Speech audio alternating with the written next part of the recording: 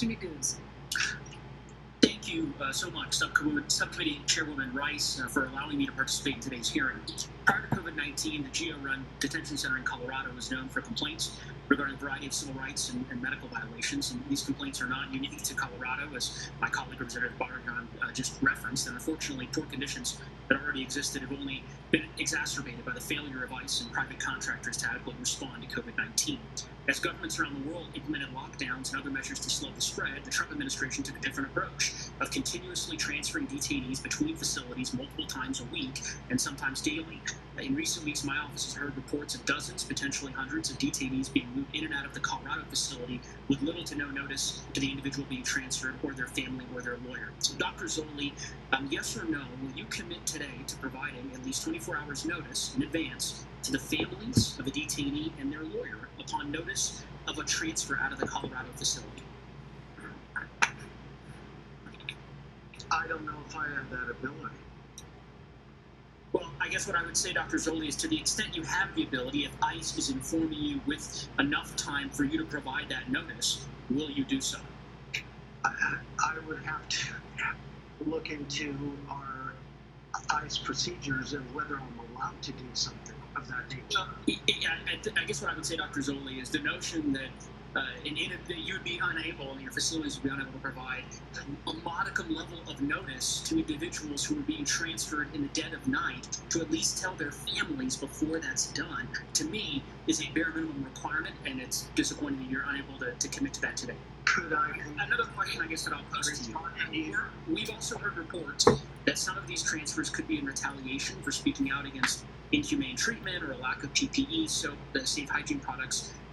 Dr. Zoli, do you have any knowledge of any ICE transfers being implemented into and out of your facilities, such as the Colorado facility, for any retaliatory reasons? No, I do not. Are you aware of a transfer of 100 or more detainees recently being transferred out of the Colorado facility to places such as the Teller County Jail? No, I'm not. Okay.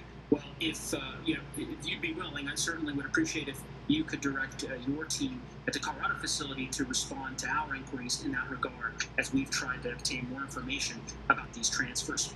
I want to ask you about the use of a powerful chemical disinfectant referred to as HDQ, neutral, and halt, inside some of the immigration detention facilities. Our understanding is that it is causing bloody noses, rashes, nausea, difficulty breathing. The manufacturer has very strict warnings about their use, only outdoors or in a well-ventilated area, and yet there have been reports of their use in crowded and confined spaces at the Aurora facility, Northwest Detention facility, and in Aurora, which are all GEO owned, including using those and being sprayed while detainees are still in the room.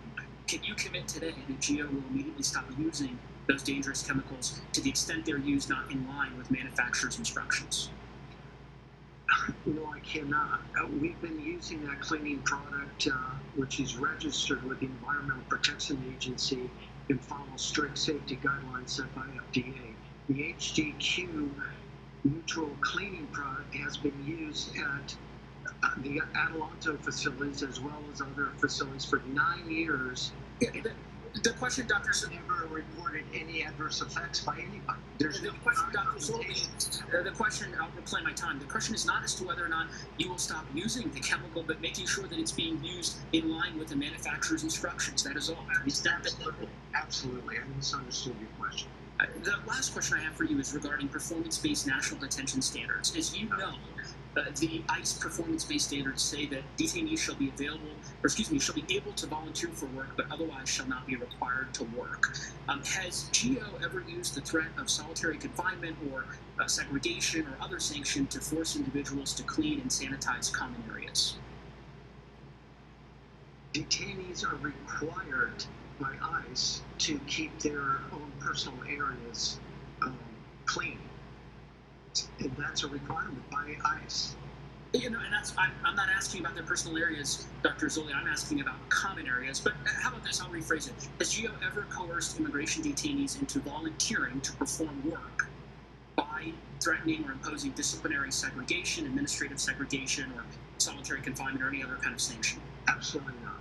Okay, well, as I'm sure you're aware, there are multiple lawsuits pending against GEO where allegations have been made precisely on that basis. And my understanding from a letter that was made public last year, your senior vice president for business development asserted that to the extent the plaintiffs in those lawsuits were alleging that disciplinary segregation was an unlawful threat for refusal to work, that sanction came directly from ICE policies, and yet we can find nowhere in an ICE policy where that such conduct would be permitted. So I would ask that you follow up with our office in writing with respect to that particular reference to ICE policy. Okay, I will.